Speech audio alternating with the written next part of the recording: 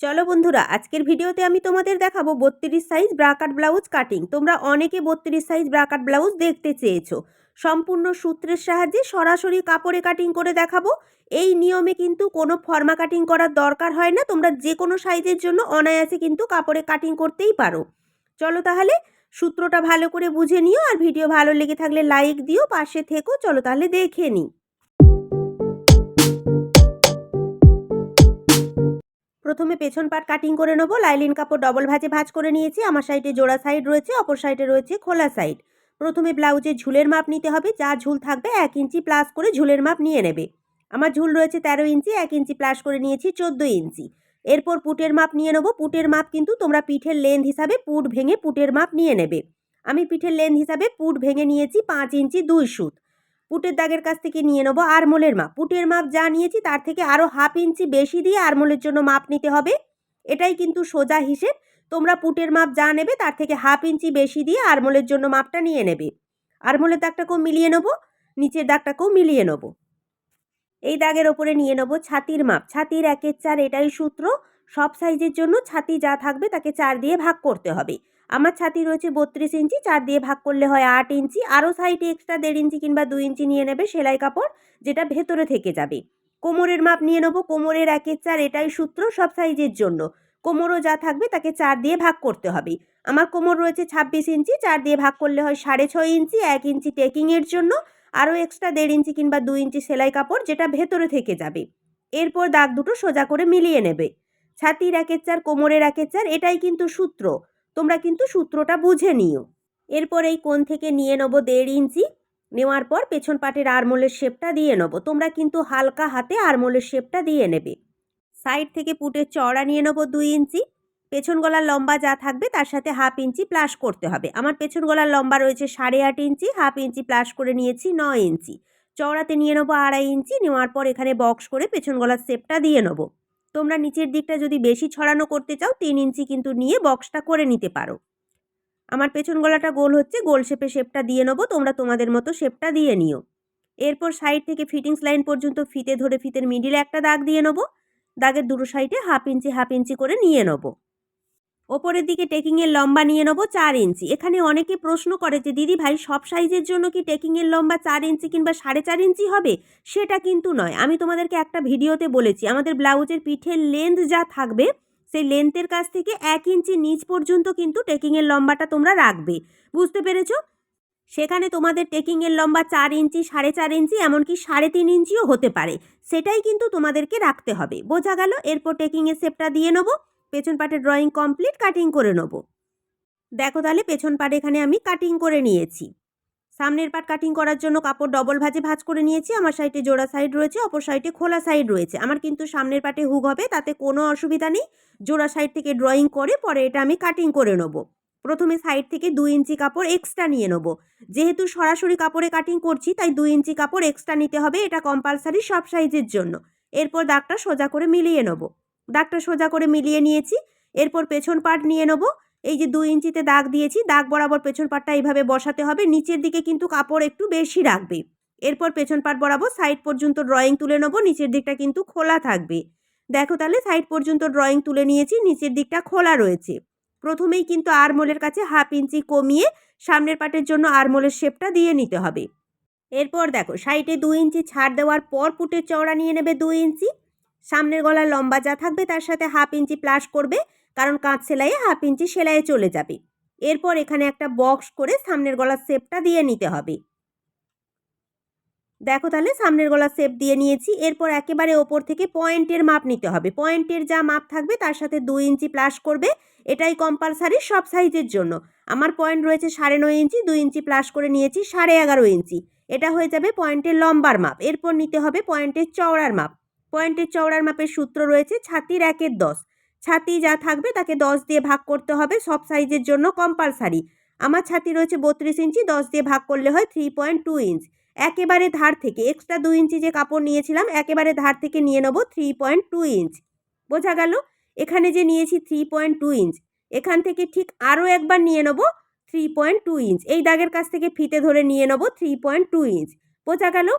ছাতিকে 10 দিয়ে ভাগ করার পর তোমাদের যা মাপ আসবে তাকে কিন্তু ডবল করে এখানে নিয়ে নিতে হবে। এটাই সূত্র, এটাই কিন্তু কম্পালসারি। এরপর এই দাগের কাছ থেকে নিয়ে নেবো আরও 1/2 ইঞ্চি এক্সট্রা সেলাই কাপড়ের জন্য। বোঝা গেল? এরপর দাগটা সোজা করে মিলিয়ে নেবো। দেখো তাহলে দাগটা মিলিয়ে নিয়েছি। এরপর গলার কাছে এই কোণ থেকে ওপর দিকে নিয়ে নেবো 1 ইঞ্চি। সামনের পাটের আরমোলের শেপের কাছ থেকে ভেতর দিকে নিয়ে নেবো 2.5 ইঞ্চি। 1 ইঞ্চি 2.5 ইঞ্চি এই দুটো কিন্তু কম্পালসারি সব সাইজের জন্য।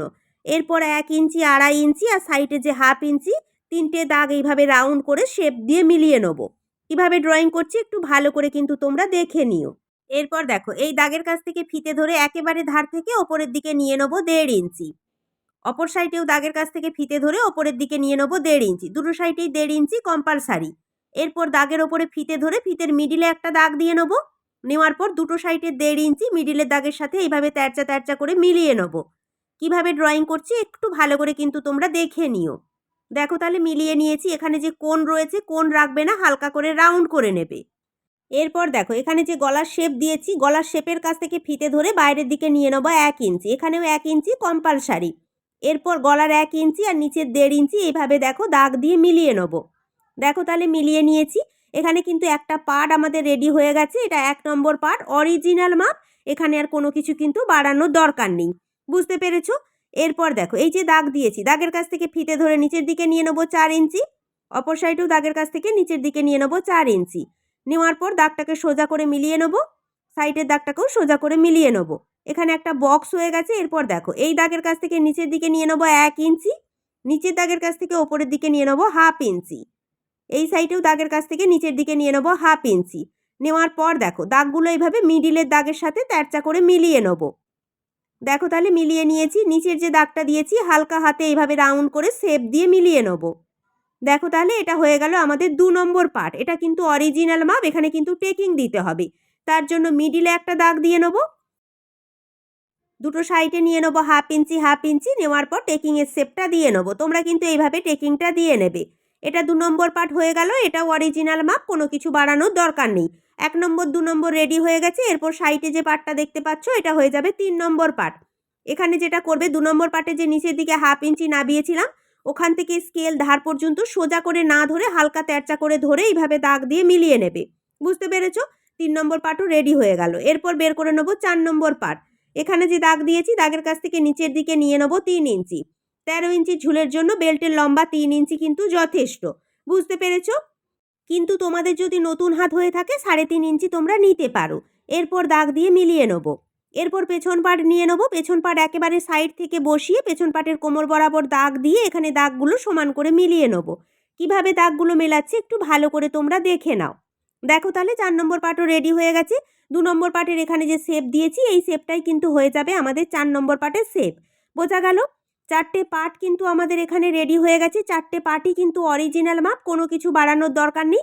শুধুমাত্র সাইডে 2 ইঞ্চি কাপড় এক্সট্রা নিলেই কিন্তু আমাদের হয়ে যাবে। এরপর কাটিং করে নেব। দেখো তাহলে সামনের পার্ট কাটিং করে নিয়েছি। এখানে দেখো শুধুমাত্র 4 নম্বর পার্টের সাইডে জোড়া রয়েছে আর 2 নম্বর পার্টের সাইডে জোড়া রয়েছে। আর দুটো পার্ট কিন্তু আমাদের সম্পূর্ণ কাটিং রয়েছে। তোমরা যে কোনো একটা সাইড থেকে কিন্তু ড্রয়িং করতেই পারো, কোনো অসুবিধা নেই। পরে কাটিং করে নেব। এরপর হাতা কাটিং করে নেব। তার জন্য কাপড় 4 ভাঁজে ভাঁজ করে নিয়েছি। আমার সাইডে জোড়া সাইড রয়েছে, অপর সাইডে রয়েছে খোলা সাইড। হাতার লম্বার মাপের সাথে তোমরা 1 ইঞ্চি কিংবা 2 ইঞ্চি প্লাস করবে। যদি ফোল্ড করে সেলাই করো 2 ইঞ্চি প্লাস করবে, আর পাইপিং বা লেস লাগালে 1 ইঞ্চি প্লাস করবে। এরপর দাগটা মিলিয়ে নেব।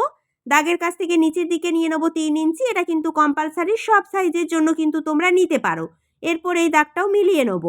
এই দাগের ওপরে নিয়ে নেব হাতার চওড়ার মাপ। তার জন্য দেখো পেছন পার্ট নিয়ে নেব। পেছন পাটের আরমোলের কাছে মাপ নিয়ে নেব। পুটের কাছ থেকে ফিতে ধরে ফিটিংস লাইন পর্যন্ত মাপ নিয়ে নেব। যা মাপ আসবে এটাই কিন্তু হয়ে যাবে হাতার চওড়ার মাপ। এরপর সাইডে 1.5 ইঞ্চি কিংবা 2 ইঞ্চি নিতে হবে, যেটা বডি পার্টের সাথে নিয়েছিলাম। হাতের মুহুরি যা থাকবে তাকে হাফ করে মুহুরির মাপ নিতে হবে। আরও সাইডে 1.5 ইঞ্চি কিংবা 2 ইঞ্চি নিয়ে নেবে সেলাই কাপড়, যেটা ভেতরে থেকে যাবে। এরপর দাগ দুটো মিলিয়ে নেব। এই দাগের কাছ থেকে ভেতরের দিকে নিয়ে নেব 1.5 ইঞ্চি। নেওয়ার পর হাতার শেপটা দিয়ে নেব। শেপের মিডিল থেকে নিয়ে নেব 1/2 ইঞ্চি। নেওয়ার পর হাতার ভেতরে তালপাটের শেপটাও দিয়ে নেব। হাতার ড্রয়িং কমপ্লিট। এরপর হাতাটা কাটিং করে নেব। হাতা কাটিং করে নিয়েছি। সম্পূর্ণ ব্লাউজ কাটিং করা কমপ্লিট হয়ে গেছে। এরপর যেমনভাবে কাটিং করেছি তেমনভাবে কিন্তু সেলাই করলেই হয়ে যাবে, আর কোনো কিছু বাড়ানোর দরকার নেই। এই সূত্র ধরে তোমরা যে কোনো সাইজের জন্য কিন্তু অনায়াসে কাটিং করতে পারবে। চলো তাহলে আজকের ভিডিও এই পর্যন্ত। যদি ভিডিও ভালো লেগে থাকে অবশ্যই ভিডিওটিতে একটি লাইক দিও, চ্যানেলটিকে সাবস্ক্রাইব করে পাশে থেকো। তোমরা ভালো থেকো, নমস্কার।